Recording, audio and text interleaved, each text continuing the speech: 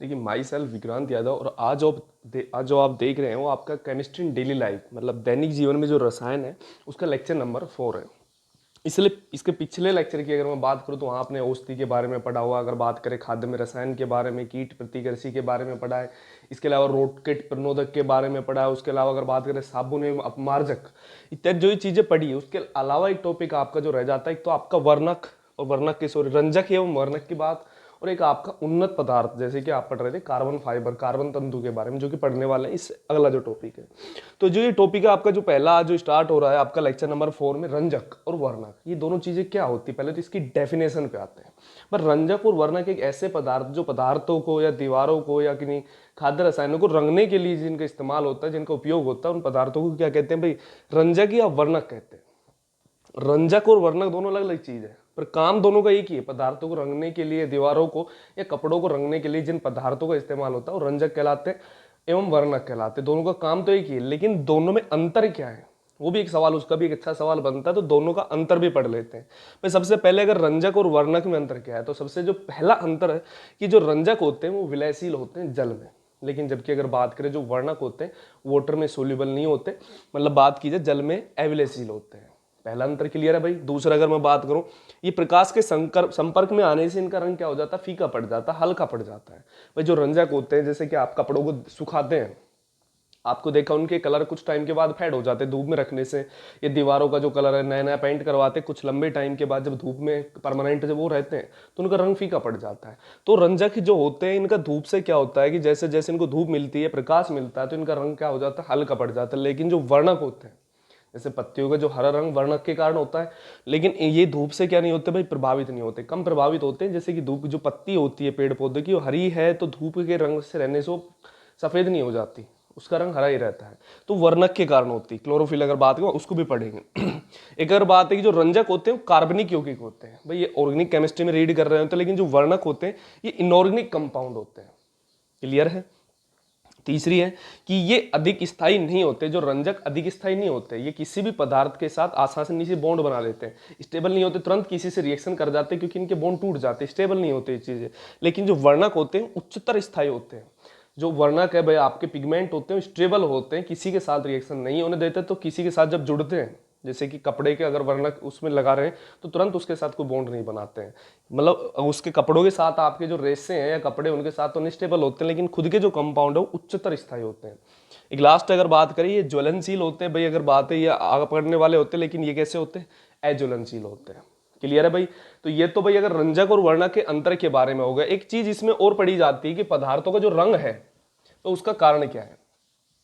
जो हमने अगर बात है कोऑर्डिनेशन कंपाउंड आपके उपसंयोजक यौगिक के बारे में हमने पढ़ा था डी ब्लॉक में, जो पदार्थों का जो रंग था वो किसके कारण था भाई, उसमें अयुग्मित इलेक्ट्रॉनों के कारण था भाई। उसके डी ब्लॉक के अयुग्मित इलेक्ट्रॉन आप चेक कर रहे थे, उससे आप बता रहे थे कि रंग शो करेगा नहीं, ये तो आपके था उपसंयोजक यौगिक जो डी ब्लॉक से बिलोंग करते हैं। लेकिन ऑर्गेनिक केमिस्ट्री की अगर मैं बात करूं, जो ऑर्गेनिक कंपाउंड है आपके, इनऑर्गेनिक कंपाउंड है, तो ऑर्गेनिक कंपाउंड रंग शो कैसे करते हैं, उसका एक फैक्टर है।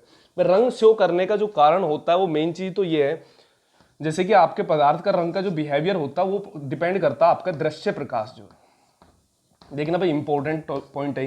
दृश्य प्रकाश आपने पता 7 रंगों से, जो आपका सूर्य से आने वाला प्रकाश दृश्य प्रकाश होता है 7 रंगों से बना होता है। कौन कौन से होते हैं भाई, विबजोर अगर बात करें, आपने नाम भी सुना होगा।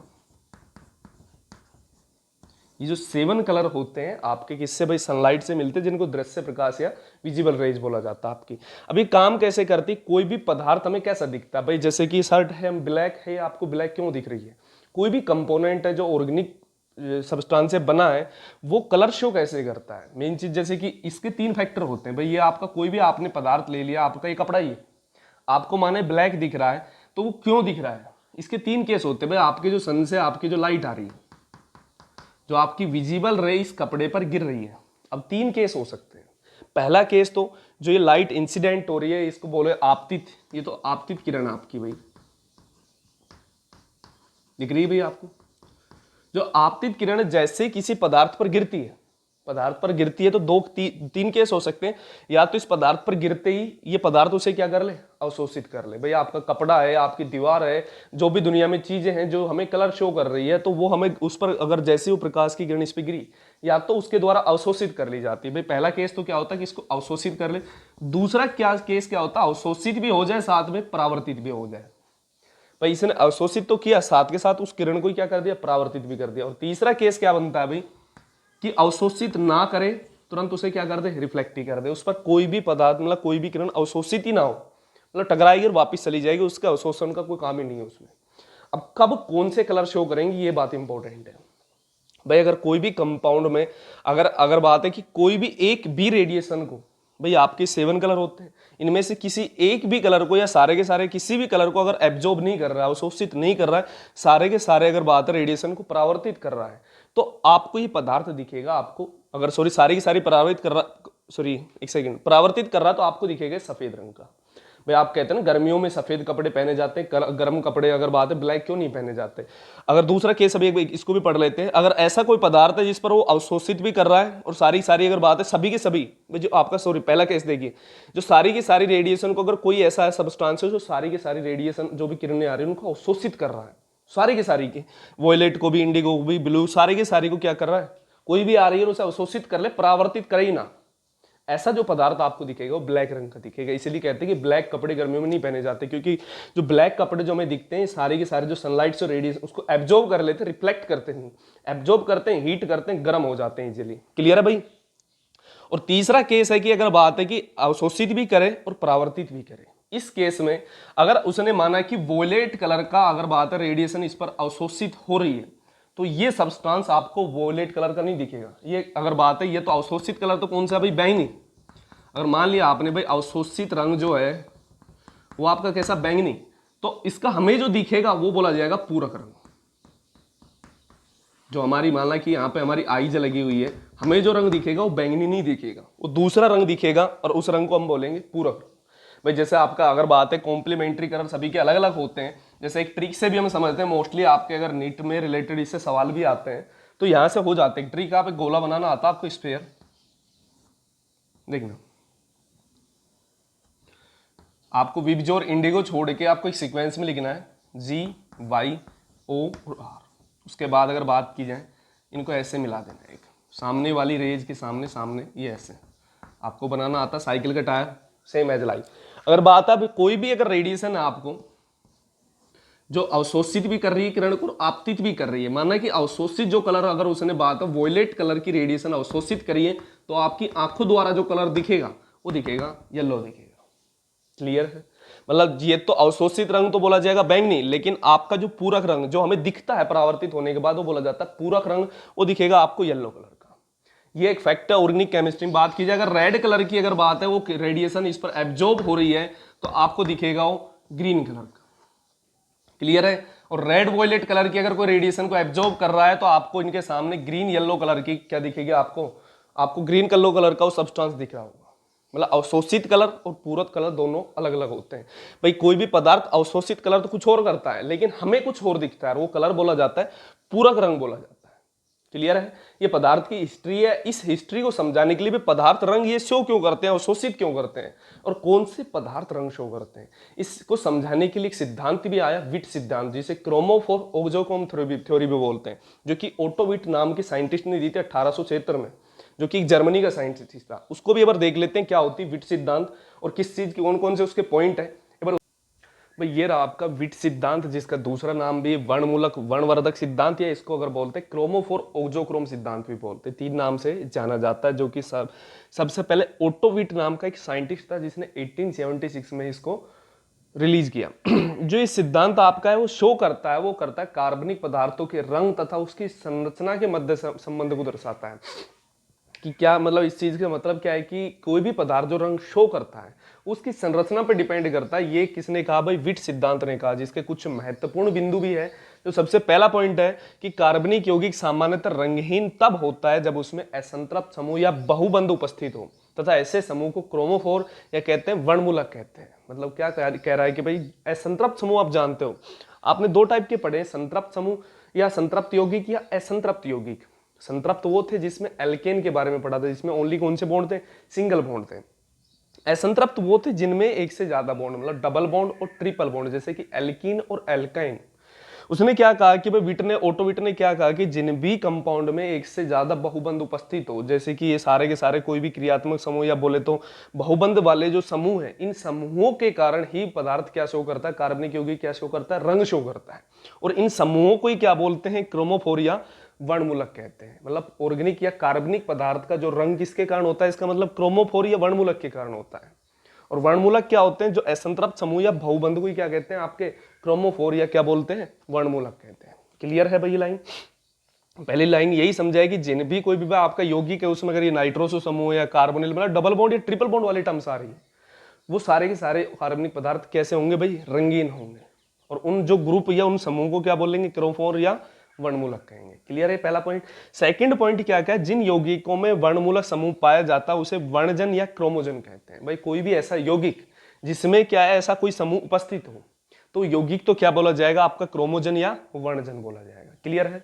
तीसरा पॉइंट है, किसी वर्णजन में जितने अधिक क्रोमोफोर होंगे उसके रंग प्रदान करने की क्षमता उतनी ही अधिक होगी। मतलब कोई भी समूह है उसमें एक से ज्यादा, मतलब एक क्रोमोफोर ये हो गया भाई, ये भी समूह है, ये भी समूह है, ये भी समूह है।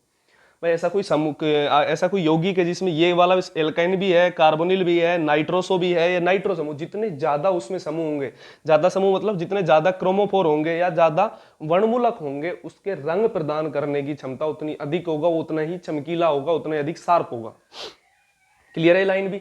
आपका अगला नेक्स्ट पॉइंट है, कुछ असंतृप्त समूह अकेले रंग देने में असमर्थ होते हैं, वो किसी अन्य समूह के साथ मिलकर रंग दर्शाते हैं। इन समूह को या इनको क्या बोलते हैं भाई, ओक्सोक्रोम या वर्णवर्धक कहा जाता है। मैं जैसे कि आपका एक एग्जांपल ले रहा हूं मैं, एजोबेंजीन। एजोबेंजीन में आपको यहाँ पे एजो भी दिख रहा है, बेंजीन ग्रुप भी दिख रहा है। यहाँ पे जो एजो है, एजो क्या है, क्रोमोफोर है, पर रंग तो शो करना चाहिए, लेकिन अकेला जो ये क्रोमोफोर है ये रंग शो नहीं कर पाता। कुछ ऐसे समूह इसके साथ आते हैं जो रंग प्रदान करने में इसकी क्या करते हैं, सहायता। जैसे कि एग्जांपल ले रहे हैं एमिनो एजोबेंजीन, इसके पैरा पोजीशन पर एक एमीन समूह के लगने से ये रंगीन हो जाता है, जबकि ये आपका एजोबेंजीन जो होता है रंगहीन होता है, कलरलेस होता है, जबकि ये कैसा होता है, कलरफुल होता है। तो कुछ जो आपके ओक्सोक्रोम समूह कौन से भाई, जैसे कि आपका OH है, एल्कोहल ग्रुप है, एमीन ग्रुप है, हैलाइड ग्रुप है, OR ग्रुप है। क्लियर है। तो ये ग्रुप जो आपके हैं ओक्सोक्रोम की तरह काम करते हैं, जो क्रोमोफोर अकेले रंग देने में मतलब असमर्थ होते हैं, उनके साथ मिलकर क्या दर्शाते हैं, रंग दर्शाते हैं। इनको ओक्सोक्रोम या वर्णवर्धक कहा जाता है। देखो यहां से तो वर्णवर्धक, यहां से वर्णमूलक, इन्हीं दो पॉइंट को क्या बोलते हैं, वर्णमूलक वर्णवर्धक सिद्धांत भी कहते हैं, जो कि किसने दिया था, ओटो विट ने, जिसे किस थ्योरी के थ्रू समझाया, विट सिद्धांत। जो मेन कॉन्सेप्ट जो कार्बनिक पदार्थों के रंग तथा उसकी संरचना के मध्य संबंध को दर्शाता है। क्लियर है भैया आपका विट सिद्धांत। आपके जो ये आपकी एजोबेंजीन दिख रही है और ये एमिनो एजोबेंजीन, ये कलरलेस होती है, ये कलरफुल होती है। और ये किसके कारण कलरफुल होती है, NH2 के कारण। इसमें जबकि क्रोमोफोर उपस्थित होता है, लेकिन ओक्सोक्रोम के कारण क्या करती है, कलर शो करती है। क्लियर है भाई। अब इसके बाद जो हम पढ़ने वाले हैं वो आपका रंजक का वर्गीकरण। तो वर्गीकरण भी अब दो टाइप से होता है, इसका क्लासिफिकेशन बहुत बड़ा है। जो रंजक का वर्गीकरण करते हैं, पहला जो करते हैं वो करते हैं उपयोगिता के आधार पर, और दूसरा करते हैं संरचना के आधार पर। दोनों ही 8-8 भागों में बांट दिए जाते हैं। तो सबसे पहला जो हम पढ़ने वाले हैं वो आपका है उपयोगिता के आधार पर वर्गीकरण। देखिए क्या होता है उसे, पहला वर्गीकरण उपयोगिता के आधार पर। आपने भी पढ़ा है कि जो रंजक का वर्गीकरण दो आधार पर पढ़ते हैं, तो उपयोगिता के आधार पर, एक संरचना के आधार पर। जो पहला वर्गीकरण है किसके आधार पर है, उपयोगिता के आधार पर है। उसके आधार पर ये 8 भागों में बांट रखा। आपका जो सीधे रंजक, अम्लीय, क्षारीय, प्रकीर्णन, रेसे क्रियाशील रंजक, अंतर्निहित रंजक, वेट रंजक और मोडेंट रंजक, जिसको रंग बंधक रंजक भी कहते हैं। देखिए सीधे रंजक क्या होते हैं, पहले स्टार्ट करते हैं शुरू से।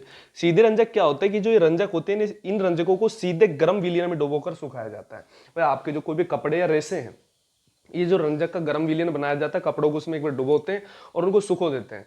सुखोते अगर उनको जैसे हम जैसे ही सुखाया जाता है, सुखाने के बाद वो कलर फिक्स हो जाता है। तो ऐसे रंजकों को कैसा कहा जाता है भाई, सीधे रंजक कहा जाता है। क्लियर है। इसका सबसे इंपॉर्टेंट होता है एग्जाम्पल। एक तो मार्सियस पीला होता है, एक कोंगो रेड या कोंगो लाल जिसे बोलते हैं। एग्जाम्पल पूछ लिया जाता है जो सीधे रंजक होते हैं उनका, कोई 2 उदाहरण दीजिए, कोई या एक उदाहरण दीजिए, तो आप ये उदाहरण दे सकते हैं। दूसरा आपका अम्लीय रंजक। अम्लीय रंजक क्या होते हैं, इनमें जो सल्फोनिक या कार्बोक्सिलिक समूह के ग्रुप लगे होते हैं। भाई जो रंजक की अगर बात है, उसका जो अणुसूत्र होता है, जो भी उसका यौगिक होता है, उसमें अगर बात है कौन से सल्फोनिक या कार्बोनिलिक समूह उसमें लगे हुए थे, कार्बोक्सिलिक समूह सॉरी। तो ऐसे के बस कुछ एक एग्जाम्पल है, जैसे कि मेथिल ऑरेंज एक रंजक है जो आपका एज ए लेबोरेटरी इंडिकेटर की तरह भी यूज होगा, सूचक की तरह इसका इस्तेमाल किया जाएगा, जो आप लैब में आपने सुना भी होगा पहले भी। दूसरा है, अगर एक नारंगी फर्स्ट है, एक नारंगी सेकंड है, एक मेथिल रेड है, तो ये एग्जाम्पल किसके, अम्लीय रंजक के। एक है क्षारीय रंजक। क्षारीय रंजक की मैं बात करूं, इन रंजकों में क्षारीय अमीनो समूह होते हैं, जो आपका यौगिक का एक अणुसूत्र होता है, यौगिक होता है, उसके क्या जुड़े होते हैं, कुछ क्षारीय समूह जुड़े होते हैं, जैसे अमीनो समूह जुड़े होते हैं। उसके कुछ एग्जाम्पल है, जैसे एनिलीन येलो है, मेलाकाइट ग्रीन या मेलाकाइट हरा भी बोलते हैं इसको। क्लियर है भाई। एक आपका प्रिकिनिन रंजक, ये रंजक क्या होते हैं, इन रंजकों के जो सूक्ष्म कण हैं, जैसे इनको रेशों में या कपड़ों में जैसे भी डुबोया जाता है, प्रकर्णित या उस पर विसरित हो जाते, फैल जाते हैं। जैसे कपड़ों पर सब्जी गिर जाती धीरे धीरे, अगर उसके आकार एक पॉइंट में गिरती धीरे धीरे साइड में फैल जाती है, तो ये एक ऐसे रंजक उसमें प्रकीर्णित हो जाते, फैल जाते रंजकों में। तो उसके कुछ एग्जाम्पल है, जैसे कि एंथ्राक्विनोन है। क्लियर है। उसके बाद एक रेसे क्रियाशील रंजक है। अगर ये बात करें काम क्या करते हैं, ये रंजक रेसों के साथ हाइड्रोक्सी या एमिनो समूह के साथ मिलकर स्थायी बंध बनाते हैं। भाई इनके जो ऐसे रंजकों में जो पाए जाते हैं, एक तो हाइड्रोक्सी समूह होता है, एक एमिनो समूह होता है, जो रेसों के साथ क्या बनाते हैं, रासायनिक बंध बनाते हैं। क्लियर है। उसके एक एग्जाम्पल है, ये रोशन लाल नहीं प्रोसन लाल है, प्रोसन रेड या प्रोसन लाल बोलते हैं इसको। क्लियर है भाई। एक आपका अंतर्निहित रंजक है, इनमें क्या है, दो अलग अलग विलियन होते हैं, एक क्रियाकारी विलियन अलग होता है, एक क्रियाकारी विलियन अलग होता है। जैसे कि मैं बात करूं आपके फिनोल और एक नेफ्थोल, अलग अलग, जैसे एक एग्जांपल है फिनोल और नेफ्थोनोल का अलग अलग विलियन, पहले एक विलियन में डुबोते हैं, उसके बाद दूसरे विलियन में डुबोते हैं, दोनों अपना अलग अलग काम कर रहे होते हैं। उनके बीच में युग्मन क्रिया होती है, दोनों के बीच में कपलिंग रिएक्शन होती है, दोनों विलियनों के बीच में, जो एक रंजक की तरह काम करते हैं, क्रियाकारी दर्शाते हैं। जैसे उसका एक एग्जाम्पल है nitro aniline, sorry aniline red या लाल भी बोलते हैं, नाइट्रो एनिलीन लाल भी बोलते हैं। अगला आपका वेट रंजक, जो आपकी डोमेस्टिक यूज में भी आता है, जैसे आपने नील सुना है। ये क्या होते हैं, ये जल में सबसे पहले तो क्या होते हैं, एविले होते हैं। जैसे कि आपके घर में जो नील होती है, आपकी ड्राई नील आती थी, आजकल तो आपकी जो वेट अगर उसमें पहले लिक्विड में उसको डिजोल्व करके भेजा जाता है, लेकिन जो ड्राई नील आती थी वो कैसी होती थी, अनसोल्यूबल होती थी। उसको कपड़ों पे डालते, सोल्यूबल नहीं है रेसों से, पहले उसको पानी में डाल के उसको क्या किया जाता है, सोल्यूबल तरीके से अच्छे से घोला जाता है। घोलने के बाद सोल्यूबल बनाने के बाद उसको रेसों में उसको डुबोते हैं। तो वही सेम कहते हैं, पहले जल में अविलय होती है, इसको पहले विलयशील बनाकर रेसों को डुबोया जाता है। जैसे कि इंडिगो, इंडिगो आपकी होती है नील, इंडिगो को नील भी लिख सकते हो। क्लियर है भाई एग्जाम्पल। अगला आपका रंजक का एग्जाम्पल है मोडेंट रंजक, लास्ट वाला, जिसको रंग बंधक रंजक भी कहते हैं। ये क्या होता है, ऐसे रंजकों को पहले रेसों के साथ धातु विलयन में डुबोया जाता है, जिससे धातु आयन एवं रंजक के मध्य बंध बनते हैं। इसमें भी जो धातु आपके जो रंजक होता है आपका मॉडर्न, उसको धातु आयन के साथ मिक्स करके रेसों पर यूज किया जा रहा होता है, जिसकी एक अच्छी बॉन्डिंग, जो ये धातु आयन क्या हम करते हैं भाई, आपका रंजक तो उसके साथ बॉन्डिंग रेसों के साथ बना ही रहा है, उपसंयोजक बंध बनाता ही है, लेकिन जो धातु आयन होते हैं ये अलग अलग कलर शो करते हैं। जैसे कि आपका एल्यूमिनियम, एक एग्जांपल है एल्जरीन, एल्जरीन का अगर एल्यूमिनियम आप धातु आयन रहे तो अलग कलर देगा, उसके तो मैग्नीशियम के आयन ले रहे हो तो अलग रंग देगा, अगर और भी आपके बहुत सारे आयन है, अगर उनको अलग अलग रंग भी लेते हैं तो अलग अलग कलर शो करते हैं। क्लियर है भाई। तो ये है मतलब अगर एक ये लाइन भी दे सकते हैं कि मॉडर्न रंजक में जो धातु आयन है वो एल्जरीन के साथ अलग अलग आयनों के साथ अलग अलग रंग दर्शाता है। मतलब जैसे कि एल्यूमिनियम का आयन हो सकता है, मैग्नीशियम का आयन हो सकता है, बेरियम का आयन हो सकता है, बहुत सारे आयन हो सकते हैं। तो भाई ये आपने पहला वर्गीकरण पढ़ा है, किसके आधार पर, उपयोगिता के आधार पर, जो आपके बोर्ड पे लिखा है, एग्जाम में अगर आता भी है तो इनसे ज्यादा आपको लिखना भी नहीं होता। मेन चीज है बस इनके एग्जाम्पल आपको याद करने हैं। क्लियर है। बस ये वर्गीकरण की अगर मेन हेडिंग याद हो जाए तो वो भी अपने आप में बहुत बड़ा काम होता है। आपसे हेडिंग याद नहीं करवाएगा वो कोई भी, आपको अगर बात है उपयोगिता के आधार पर 2 से 3 का वर्गीकरण पूछ रहा होगा, या डायरेक्ट वो हेडिंग आपसे पूछ सकता है या उनके एग्जाम्पल आपसे पूछ सकता है। क्लियर है। तो ये था भाई आपका पहला वर्गीकरण। दूसरा वर्गीकरण पढ़ते हैं किसके आधार पर, संरचना के आधार पर। देखिए क्या होता है आपका संरचना के आधार पर वर्गीकरण। इससे पहले आपने कौन सा पढ़ा, आपने उपयोगिता के आधार पर, वो भी 8 प्रकार का था, ये भी कितने का है, 8 प्रकार का है। इसमें 8 प्रकार में सबसे पहला आपका नाइट्रो एवं नाइट्रोसो रंजक है, दूसरा आपका डाइफेनिल मेथेन रंजक है, तीसरा आपका ट्राइफेनिल मेथेन रंजक है, उसके बाद बात करें थिलिन एवं जेंथेन रंजक है, एक एजो रंजक है, एक इंडिगो रंजक है, एक एंथ्राक्विनोन रंजक है, या आपका विषम चक्रीय रंजक है। क्लियर है। एक एक रंजक को पढ़ते हैं। सबसे पहला जो रंजक है आपका नाइट्रो एवं नाइट्रोसो रंजक। देखिए क्या होता है भाई, नाम से ही डिफाइन हो रहा है भाई ऐसा कोई रंजक जिसमें नाइट्रो एवं नाइट्रोसो समूह उपस्थित हो, क्या कहलाता है, नाइट्रो एवं नाइट्रोसो रंजक कहलाता है। मेन चीज इसका एग्जाम्पल क्या है, एक तो पहला आपका पिकरी कमल है, दूसरा आपका मर्सियस पीला या इसको मर्सियस पित भी बोलते हैं। इसका एग्जाम्पल का कोई सॉल्यूशन नहीं है, कोई ट्रिक नहीं है भाई, वो तो आपको याद करना पड़ेगा। मेन चीज है नाम भाई, वैसे तो भाई हेडिंग का मीनिंग क्या है, इसकी डेफिनेशन वो तो नाम से डिफाइन हो जाएगी। मेन चीज है इसका एग्जाम्पल, और वही एग्जाम में पूछे जा रहे होते हैं। तो आपके इसका एग्जाम्पल वेरी इंपॉर्टेंट है। सेकेंड आपका डाईफेनिल मेथेन रंजक। डाईफेनिल, अगर फेनिल समूह की बात करूं, फेनिल समूह क्या होता है भाई, बेंजीन समूह जो किसी ग्रुप के रूप में जुड़ी हो उसको फेनिल। डाई का मतलब दो और मेथेन आपका मतलब एक कार्बन वाला ग्रुप से अगर कोई डाईफेनिल वाला ग्रुप जुड़ा है तो ऐसे रंजक को क्या बोलते हैं, या इन बोलते हैं इन रंजकों में डाईफेनिल मेथेन का ढांचा होता है। बस एग्जाम्पल है आपका ओरेमिन ओ। क्लियर है। इसमें अगर वही बात है, इसमें ट्राइफेनिल का ढांचा होता है भाई। ये भी एमिनो व्युत्पन्न होते हैं, मतलब ट्राइफेनिल से एमीन ग्रुप जुड़े होते हैं, इनमें भी एमीन ग्रुप ही जुड़े होते हैं। बस इसमें ट्राई मेथिल होता है, इसमें डाई मेथिल होते हैं, दो मेथिल ग्रुप, दो फेनिल समूह सॉरी, और इसमें ट्राइफेनिल मतलब तीन फेनिल समूह होते हैं। बस इसका एग्जाम्पल क्या आपका मेलाकाइट ग्रीन या मेलाकाइट हरा, एक ही बात है। उसके बाद आपका थेलिन एवं जैंथेन रंजक। थेनिल अगर बात है, थेलिन किसे कहते हैं, आपका जो थैलिक एंडाइड्राइड एवं फिनोलिक यौगिकों के संगनन से जो यौगिक बनते हैं उनको उनको क्या बोलते हैं भाई, उनको थैलिन कहते हैं। जिसका एक एग्जाम्पल आपका फिनोप्थेलिन, जो कि आपका एक थैनिल व्युत्पन्न है। दूसरा आपका जैंथेन रंजक। जैंथेन क्या है, ऐसे कंपाउंड जिनमें जैंथेन की एक रिंग होती है, जैंथेनिक रिंग होती है, बेंजीन टाइप, उसके सीओ ग्रुप वगैरह से जुड़े होते हैं। वो रिंग वाला जो कंपाउंड होता है उसको क्या बोलते हैं, जैंथेन रंजक। भाई ऐसे रंजक जिनमें जैंथेन रिंग पाई जाती है जैंथेन रंजक कहलाते हैं। उसका एक एग्जाम्पल भी आपका फ्लोरोमीन, फ्लोओरेमीन, जिसको जैंथेन व्युत्पन्न भी बोलते हैं। उसके बाद एक एजो रंजक। एजो रंजक की मैं बात करूं, एजो ग्रुप क्या कहते हैं भाई, जिनमें ये वाली टर्म्स होती है, देखना ये जो ग्रुप है, जब नाइट्रोजन डाई मतलब डबल बॉन्ड के बीच में जोड़, इसको एजो ग्रुप बोलते हैं भाई। ऐसे इनमें एजो समूह पाए, ऐसे रंजक जिनमें कौन सा समूह पाया जाता है, एजो, मतलब एंड डबल बॉन्ड वाले ऐसे ग्रुप जिन भी रंजकों में पाए जाते हैं उनको क्या बोलते हैं, एजो रंजक बोलते हैं। उसका एक एग्जाम्पल आपका मेथिल ऑरेंज एनिलीन येलो, और तीसरा आपका सूडान फर्स्ट है। क्लियर है। उसके बाद आपका इंडिगो रंजक है, ये आपका एक नेचुरल रंजक है। मैंने पहले कहा था इंडिगो का मतलब नील होता है। नील कहां से मिलती है अगर बात करें, यह एक प्राकृतिक रंजक जिसे इंडिगो फेरा नामक पौधे से प्राप्त करते हैं। बस एग्जाम्पल भी इसका इंडिगो, जिसे नील कहते हैं। क्लियर है। प्राकृतिक पेड़ पौधों से प्राप्त की जाती है, प्लांट से लेते हैं, नेचुरल है। तीसरा आपका एंथ्रोक्विनोन रंजक है, बस नाम से ही आ रहा है, ऐसे कंपाउंड जिनमें एंथ्रोक्विनोन की रिंग पाई जाती है, बस वलय पाई जाती है, उनको क्या कहते हैं, एंथ्रोक्विनोन रंजक बोलते हैं। एग्जाम्पल आपका एल्जरीन। और एल्जरीन मैंने थोड़ी देर पहले भी बताया था, अलग अलग धातु आयनों के साथ अलग अलग रंग देती है। एल्जरीन एल होती है, एल्जरीन एमजी होती है, एल्जरीन बेरियम होती है, जो अलग अलग आयनों के साथ अलग अलग रंग देती है। लास्ट आपका विषम चक्रीय रंजक। आपने दो टाइप की रिंग पढ़ी थी ऑर्गेनिक केमिस्ट्री 11th में, एक तो अगर बात है समचक्रीय और एक विषम चक्रीय। समचक्रीय मतलब जो कार्बन कार्बन अकेले कार्बन से कोई रिंग बनी हो तो समचक्रीय वाली टर्म्स पढ़ी थी आपने। अब दूसरी थी विषम चक्रीय, होमोसाइक्लिक और हाइड्रोसाइक्लिक वाला सेम केस है।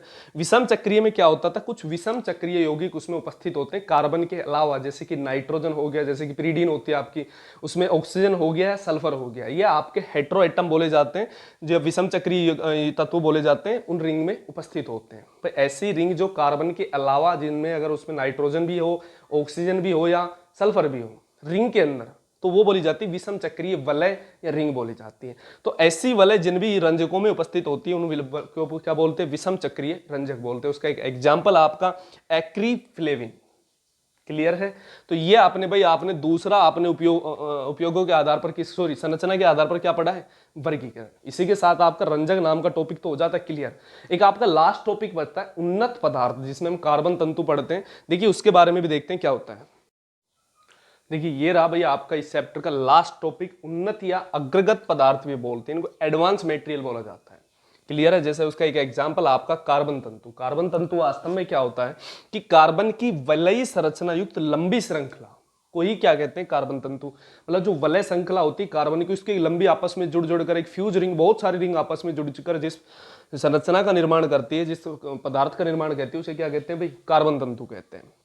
जो कार्बन तंतु होता है वो स्टील से भी मजबूत होता है, टाइटेनियम से भी सख्त होता है, तथा एल्यूमिनियम से हल्का होता है। मतलब बात की जाए कि कार्बन तंतु का यूज क्या है भाई, जब पहले के जब टेक्निक्स कम थी तो जो रोड पहले जो लगाई जाती थी आपकी प्लेटिनम की या आपकी किसकी टाइटेनियम की, या बात करें किसकी, स्टील की रोड लगाई जाती थी, आपकी जब हड्डियां टूट जाती थी एक्सीडेंटल तरीके से, जो कि होता उनके नुकसान क्या होते थे कि कुछ टाइम के बाद आपको जो हल्की आपके पैर में फील होना शुरू हो जाती थी कि आपके शरीर में कोई रोड लगी हुई है। लेकिन आजकल क्या है कि कार्बन फाइबर की जो कार्बन तंतु की रोड आनी शुरू हो गई है, जो कि बहुत हल्की होती है, शरीर में लगी होने के बावजूद भी फील नहीं होती है। जो पहले आपकी स्टील की होती है तो आपके शरीर में फील होने लग जाता था कि लंबे टाइम के बाद कि कोई रोड लगी हुई है। लेकिन जो आजकल लगी हुई है किसकी भाई, कार्बन फाइबर की, या कार्बन फाइबर या बोले तो कार्बन तंतु की, जो कि बहुत हल्की होती है। और बात करें उसकी मजबूती की तो स्टील से भी मजबूत होती है। सख्त की, कड़क की बात करें तो उसकी जो सख्त होती है किससे, टाइटेनियम से भी अधिक सख्त होती है। लेकिन हल्की की बात करें, एल्यूमिनियम बहुत हल्की धातु होती है, तो उससे भी हल्की होती है, क्या होती है भाई, आपकी कार्बन तंतु होता है। क्लियर है। मेन चीज है कि इसको बनाया कैसे जाता है। कार्बन तंतु को कई पदार्थ जैसे रियोन, पॉली एक्रिलोनाइट्राइल तथा रेजिन इत्यादि के भौतिकीकरण से प्राप्त करते हैं। भौतिकीकरण आपने पढ़ा, भौतिक नाम का चैप्टर, भौतिकीकरण की विधियां पढ़ी, उनके भौतिकीकरण से क्या प्राप्त करते हैं, कार्बन तंतु प्राप्त करते हैं।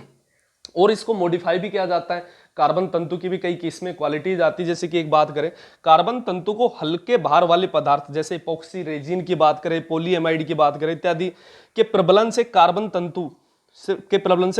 तंतु प्रबलन प्लास्टिक प्राप्त करते हैं। एक नया एक पदार्थ आ गया, आपकी एक लाइन टर्म्स आई है, कार्बन तंतु प्रबलन प्लास्टिक या रबर प्लास्टिक भी इसको बोलते हैं, जिसको carbon fibre rubber plastic CFRP, ये CRPF नहीं है, CFRP कार्बन बोलते हैं। अगर बात करें आपका जो कार्बन फाइबर है कि कार्बन फाइबर रबर प्लास्टिक, या इसको कार्बन तंतु रबर प्लास्टिक भी बोले, या अगर प्रबलन प्लास्टिक भी इसको बोलते हैं। अगर इसी प्लास्टिक को कार्बन के ढांचे में, अगर इसे सांचे में अगर इन्हें बनाया जाता तो यहाँ पे कार्बन तंतु प्रबलन कार्बन वर्ड यूज होता है, जिसके लिए CFRC वर्ड यूज हो रहा होगा। बस इतना सा फर्क है। बस इसके यूज की बात करें तो जो पहले बात करें कि हड्डियों के लिए अगर जो बात टूट जाती है उनमें रोड की तरह इनका किया जाता है, इस्तेमाल किया जाता है। आपकी डैशबॉल वगैरह बनाई जाती है, और भी कई तरीके की रोड बनाने के काम आती है। क्लियर है। टेनिस बॉल जैसे की बात होती है, आप खेलते हो तो उनके लिए भी बनाने के लिए किनका यूज किया जाता है भाई, कार्बन तंतु का इस्तेमाल किया जाता है। क्लियर है भाई। इसी के साथ आपका ये चैप्टर क्या हो जाता है, खत्म हो जाता है। कोई भी अगर आपकी प्रॉब्लम है तो आप कमेंट बॉक्स में डाल सकते हैं। क्लियर है भाई।